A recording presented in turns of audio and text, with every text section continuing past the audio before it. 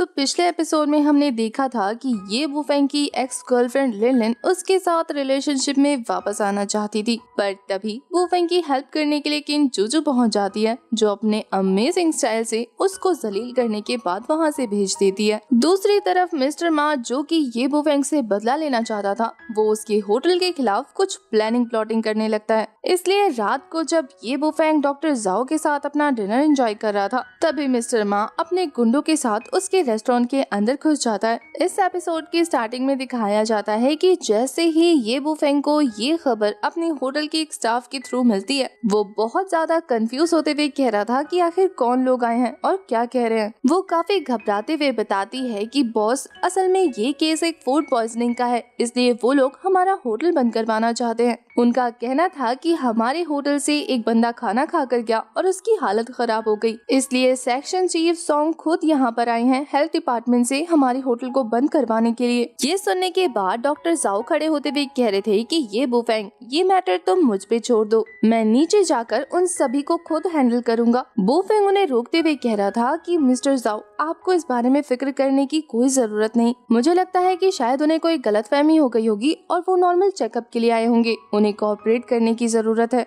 इसलिए होटल का ओनर होने के नाते मुझे ये रिस्पॉन्सिबिलिटी खुद संभालनी होगी। वुफेंग को जाता देखकर किन चूचू भी उसके साथ जाने की जिद करती है। दूसरी तरफ मिस्टर मा के गुंडे एक एक करके होटल में से सभी लोगों को बाहर भेजते जा रहे थे। वो उन्हें डराते हुए कह रहे थे कि जल्दी यहाँ से निकलो, ये होटल बंद करने वाला है, हम लोग हेल्थ ब्यूरो से आए हैं। दूसरी तरफ सेक्शन चीफ सॉन्ग तो रिसेप्शनिस्ट से कहता है कि कहाँ है तुम्हारा बॉस, जल्दी उसे बाहर निकलने को कहो, हमें उससे बात करनी है, ये होटल जल्द से जल्द बंद कराना होगा, हमारे पास ज्यादा टाइम नहीं है। वो रिसेप्शनिस्ट काफी घबराते हुए कह रहा था कि सर, अगर आप हेल्थ डिपार्टमेंट से हैं तो आपको किचन में जाकर चेक करना चाहिए, ना कि यहाँ शोर मचाना चाहिए। फूड पॉइजनिंग का किस्सा इतना बड़ा मुद्दा भी नहीं है जितना आप बना रहे हैं। हमारे होटल में हाइजीन का बहुत ज्यादा ध्यान रखा जाता है, आप जाकर एक बार कंफर्म कर सकते हैं। इधर ये बंदा तो उसे टेस्ट रिपोर्ट दिखाते हुए कह रहा था कि जानते हो ये क्या है, ये टेस्ट रिपोर्ट है और इस रिपोर्ट में सिर्फ एक ही बात लिखी हुई है कि इस खाने में बैक्टीरिया भरा हुआ है, अलग अलग तरीके के वायरसेस निकले हैं। तुम्हें क्या लगता है कि मैं इसके बाद इस होटल को कंटिन्यू होने दूंगा? अगर ये होटल खुला रहा तो सोसाइटी पर एक काफी बुरा इम्पैक्ट पड़ेगा। सभी लोग जोर जोर से चिल्लाने लगते हैं कि हाँ, ये सोसाइटी के लिए काफी ज्यादा हार्मफुल है, हम इस होटल को बंद कराएंगे। तभी वहाँ पर चीफ जाओ आ जाते हैं, जो चिल्लाते हुए कह रहे थे कि आखिर क्या बकवास चल रही है यहाँ पर,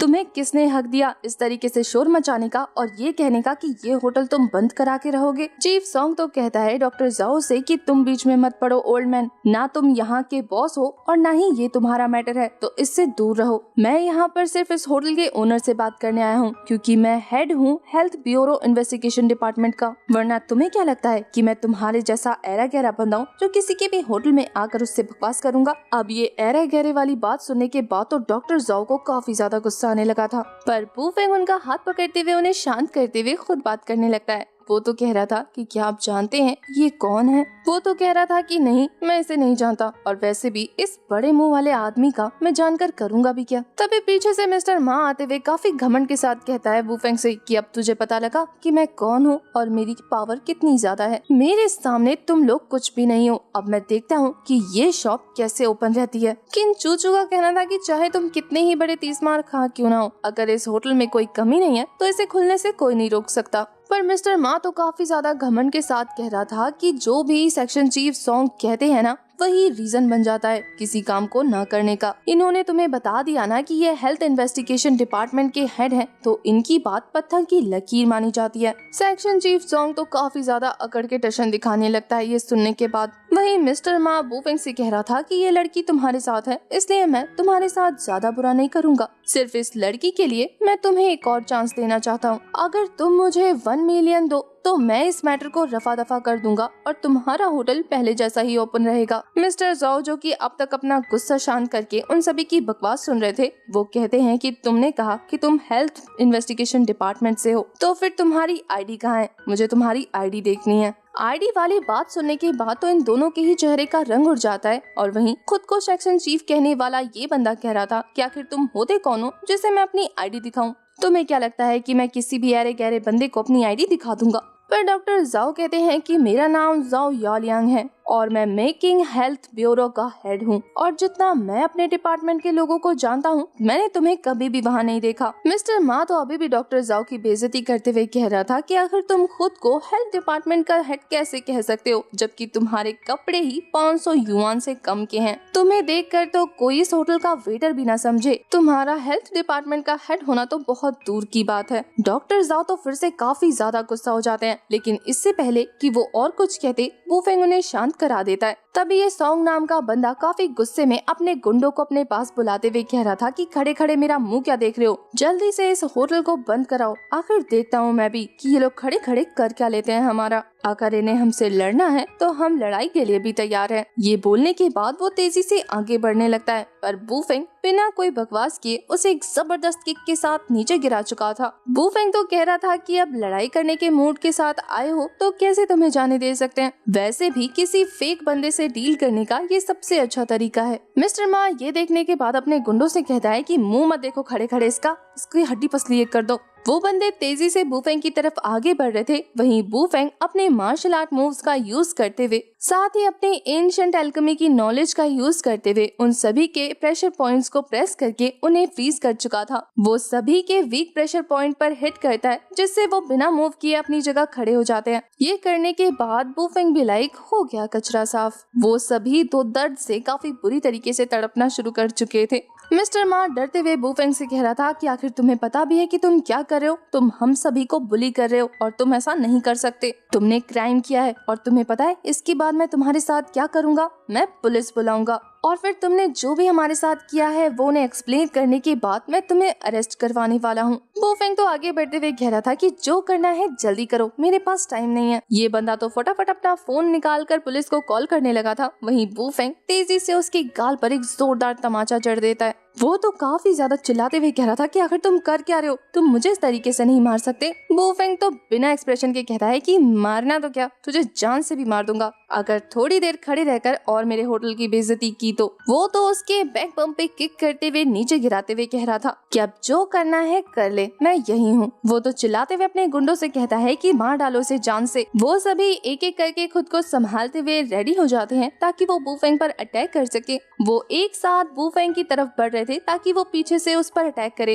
पर यहाँ तो वू फेंग बिना अपना हाथ उठाए अपनी स्पिरिचुअल पावर के ही इफेक्ट से उन सभी को खुद से दूर धकेल देता है। इस जबरदस्त ऑरा से हिट होने के बाद तो किसी को भी यकीन नहीं हो रहा था कि आखिर अभी यहाँ हुआ क्या। पर तभी उन गुंडों को नजर आता है कि वू फेंग की आंखों से ब्लू कलर का फ्लेम रिलीज हो रहा है और वो सभी डर के वहाँ से भाग जाते हैं। खुद को सेक्शन चीफ कहने वाला ये सॉन्ग नाम का बंदा भी वहाँ पतली गली से निकलने की कोशिश कर रहा था, पर डॉक्टर जाओ उसे जाने नहीं देते। ये देखने के बाद वो कह रहा था कि बड़े भैया आप क्या कर रहे हैं, मुझे जाने दीजिए। मैं आपसे वादा करता हूँ कि हम दोबारा फ्यूचर में कभी नहीं मिलेंगे। डॉक्टर जाओ तो गुस्से में कह रहे थे कि अभी थोड़ी देर पहले तू मेरी इंसल्ट कर रहा था और अब मैं अचानक से तेरा बड़ा भैया बन गया। आखिर तेरी हिम्मत हुई कैसे ये प्रिटेंड करने की कि तू हेल्थ ब्यूरो डिपार्टमेंट का डिटेक्टिव है। अब मैं इस मैटर को बहुत ज्यादा सीरियस तरीके से हैंडल करने वाला हूँ। तुझे क्या लगा कि तू यहाँ से बच के जा सकता है? मैं अभी पुलिस को बुलाऊंगा। पुलिस का नाम सुनने के बाद मिस्टर मा, जो कि अभी इतना ज्यादा चौंक रहा था, वो डर से कांपते हुए कह रहा था कि प्लीज पुलिस को मत बुलाना। वो वू फेंग से कहता है कि हम इस मैटर को आराम से भी सुलझा सकते हैं, कि चलिए प्राइवेट में चल के बात करते हैं। उनके बातों के ही बीच में मिस्टर मा के पॉकेट से एक कॉइन बाहर निकल कर गिरता है। उस कॉइन को देखने के बाद हमारा ये वू फेंग काफी ज्यादा क्यूरियस था। वो उस कॉइन को हाथ में उठाते हुए मिस्टर मा से कह रहा था कि मुझे तुम्हारे पैसे नहीं चाहिए, बल्कि मेरे कुछ सवाल हैं जिनके जवाब मैं तुमसे चाहता हूँ। ये सुनने के बाद तो ये बंदा खुशी खुशी रेडी हो गया था। वो कहता है कि ठीक है, जो पूछना है पूछो, मैं सारे सवालों के जवाब दूंगा। वू फेंग कह रहा था कि एल्केमी ब्लड क्लॉट इस नाम की दवाई के बारे में तुमने आज से पहले कभी सुना है? ये एक तरीके की चाइनीज मेडिसिन है। ये सुनने के बाद मिस्टर मा काफी जल्दी जवाब देते हुए कह रहा था कि नहीं, आज से पहले मैंने ये नाम कभी नहीं सुना। वू फेंग उस सिक्के को देखते हुए कह रहा था कि ठीक है, फिर मैं किसी ऐसे बंदे से पूछताछ करूंगा जिसे इस दवाई के बारे में पता हो। मैं तुम्हें ज्यादा परेशान नहीं करने वाला। इसके अलावा मुझे लगता है कि तुम्हें पुलिस के हवाले कर देना चाहिए। आज जो कुछ भी हुआ पुलिस उसके बारे में तुमसे डिटेल में इन्वेस्टिगेशन करेगी। ये सुनकर उसकी अकल ठिकाने आ जाती है और वो कह रहा था कि हाँ याद आ गया, मुझे इस दवाई के बारे में पता है। ये बहुत पुरानी एंशिएंट मेडिसिन है जो बहुत महंगी बिकती है। ये जो तुम्हारे सामने चीफ सॉन्ग है इसको सारी डिटेल पता है। सॉन्ग तो बिना पूछे ही सारी चीजें बताना शुरू कर चुका था। वो कहता है कि उस मेडिसिन के लेन देन में ये कॉपर कॉइन हमारी बहुत ज्यादा हेल्प करता है। हम अपने लेन देन के लिए इसी का यूज करते हैं। जब भी हमें नए प्रोडक्ट की जरूरत होती है तो हम इस कॉपर कॉइन को उस स्टोन लायन के मुंह के अंदर रख देते हैं, जिससे उन डीलर्स को पता लग जाता है कि हमें स्टॉक की जरूरत है और फिर उनमें से एक बंदा हमें कांटेक्ट करता है और उसके बाद हमें हमारा स्टॉक मिल जाता है। इससे ज्यादा मुझे और कुछ नहीं पता, प्लीज हम पे रहम खाइए, हमें जाने दीजिए। बू फेंग तो सॉन्ग से पूछ रहा था कि तुम्हें पता है वो ड्रग सेलर आखिर दिखता कैसा है। सॉन्ग बहुत ज्यादा डरते हुए बताता है कि एक दिन मैं मेडिसिन लेने के लिए काफी ज्यादा जल्दी चला गया था तो मैंने एक बंदे को देखा जो कि काफी ज्यादा मोटा था। उसकी बॉडी पे टैटूज बने हुए थे और उसके चेहरे पर एक बड़ा सा मोर था। वो लोग काफी ज्यादा खतरनाक लोग हैं, इसलिए मेरी हिम्मत नहीं हुई कि मैं ज्यादा पास जाकर उनसे बात करूं। इसलिए मैंने दूर से उसके जाने का वेट किया और उसके जाते ही अपनी मेडिसिन कलेक्ट कर ली। यहाँ बू फेंग डॉक्टर जाओ से कह रहा था कि डॉक्टर जाओ हमें ज्यादा से ज्यादा इसकी इन्वेस्टिगेशन करनी होगी, क्योंकि मुझे लगता है कि ये मैटर हमारी सोच से भी ज्यादा बढ़ चुका है। अगर हम लेट करेंगे तो और भी ज्यादा लोग हर्ट हो जाएंगे। उनके बातों के ही बीच में पीछे से हमारी किन चूचू ने पुलिस को कॉल कर दिया था और अब अचानक से उनके सायरन की आवाज सुनाई देती है, जिसे सुनकर ये मिस्टर मा कह रहा था कि हमने तो तुम्हारे सारे सवालों के जवाब दिए, फिर तुमने पुलिस क्यों बुलाई। वो फेंग तो मुस्कुराते हुए कह रहा था कि हमने थोड़ी बुलाई है, शायद तुमने इतना ज्यादा शोर मचाया कि वो खुद ही तुम्हारी आवाज सुन के यहाँ आ गए। अब एक काम करो, 2 दिन के लिए वहाँ जाकर रेस्ट करो और अपने फ्यूचर के बारे में सोचो। शांति से सोचने पर क्या पता तुम्हें अपने फ्यूचर को बेटर करने का तरीका मिल जाए। उनके जाने के बाद ये तीनों फिर से अपने डिनर को कंप्लीट करने आ गए थे,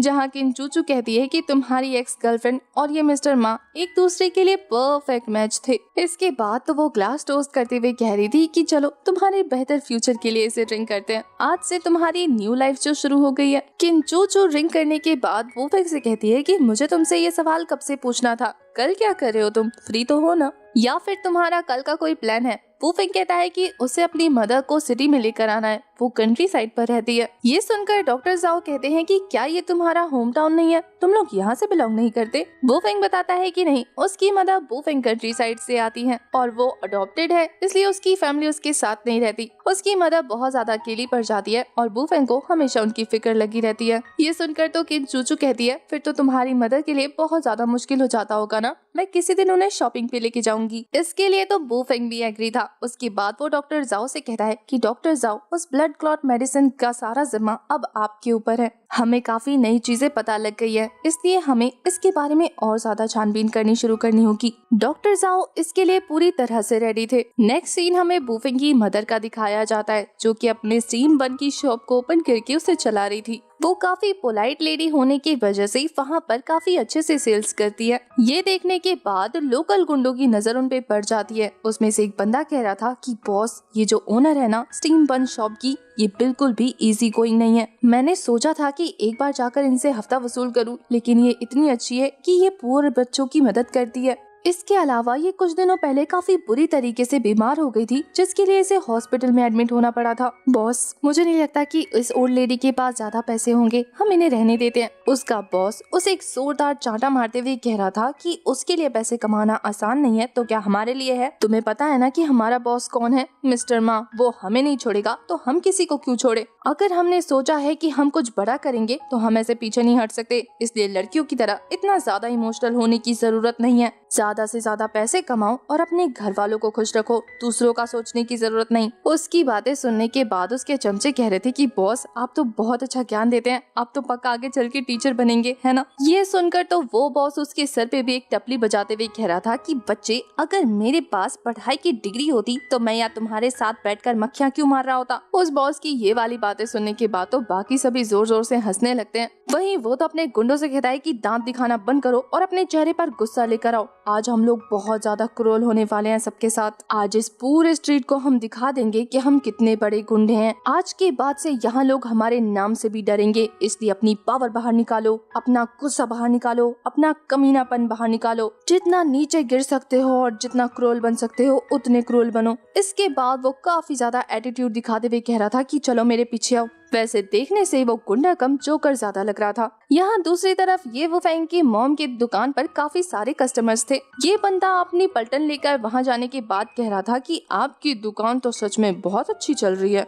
वो फैंग की मदर को लग रहा था कि ये नए कस्टमर है, इसलिए वो उन्हें ग्रीट करते हुए कह रही थी कि आपको क्या चाहिए बताइए। वो बंदा तो गुस्से में उसकी दुकान पर लात मारते हुए कह रहा था कि हमें जो चाहिए होगा हम ले लेंगे, हम तुम्हें क्यों बताएंगे। हम मिस्टर माँ के लिए काम करते हैं, तुझे क्या लगा कि तुझे पैसे देकर सामान खरीदेंगे। यहाँ की सारी जमीनें, सारी दुकानें मिस्टर माँ के अंडर आती हैं, इसलिए यहाँ टिकने के लिए तुम्हें प्रोटेक्शन फीस देनी होगी। आज से लेकर हर महीने जब भी हम तुम्हारे दरवाजे पर आए, समझ जाना कि हमारे प्रोटेक्शन फीस देने का टाइम हो गया है। दोबारा इस बारे में हम तुम्हें याद नहीं दिलाएंगे। ये बोलने के बाद वो वहाँ पड़े टीन के डब्बे में सारे के सारे पैसे देखकर उसे उठा लेता है, वो भी ये कहते हुए कि ये सारे पैसे हमारी फीस है। हाँ, ये पूरे नहीं है, इसलिए हम आधे पैसे कल लेने आएंगे, तो कल हमारे आने से पहले पैसे तैयार रखना, हमें इंतजार करना पसंद नहीं। उस गुंडे की बात सुनने के बाद तो ये वो फैंग की मदर डरते हुए कह रही थी कि मैं अभी कुछ दिनों पहले हॉस्पिटल गई थी, मेरे पास इनफ मनी नहीं है, मैं तो अपने बेटे को भी सपोर्ट करती हूँ, क्या आप मुझे कुछ दिन का वक्त दे सकते हैं ताकि मैं आपको पैसे जुगाड़ करके दे पाऊँ। वो फैंग की मॉम को इस तरीके से गिड़गिड़ाता और रोता हुआ देखने के बाद ये बंदा वहाँ पर मौजूद सारे बंस को जमीन पर गिराते हुए कह रहा था कि मुझे ये बकवास नहीं सुननी, मुझे कल के कल ही सारे पैसे चाहिए। अगर मुझे पैसे नहीं मिले तो यहाँ तुम्हारे साथ जो कुछ भी हो उसकी जिम्मेदारी हमारी नहीं। तुम्हें यहाँ सामान बेचना तो दूर की बात है, हम शॉप भी ओपन नहीं करने देंगे। ये वो फैंग की मदर काफी ज्यादा अपसेट हो जाती है अपने गिरे हुए बंस को देखते हुए, क्योंकि उनके हिसाब से अभी उनकी अर्निंग का सिर्फ यही एकमात्र सोर्स है, क्योंकि उन्हें ये वो फैंग के साथ क्या हो रहा है अभी तक पता नहीं चला। इन गुंडों को इस तरीके से ये वो फैंग की मदर को बुली करता देखकर वहाँ पर एक और बंदा आकर कहता है कि आखिर यहाँ पर तुम सभी लोग कर क्या रहे हो। उस बंदे को वहाँ देखने के बाद ये सभी गुंडे उसके ऊपर चढ़ते हुए कह रहे थे कि तुम अपने काम से काम रखो, इस मैटर से दूर रहो, अगर हमारे रास्ते में आए तो हम तुम्हारी दुकान भी तोड़ फोड़ के रख देंगे, इसलिए अगर अपनी बेहतरी चाहते हो तो वापस अपनी दुकान पे लौट जाओ। ये बोलकर वो उस बंदे को डराना शुरू कर चुके थे। इसी के साथ हमारा ये वाला एपिसोड हो जाता है खत्म।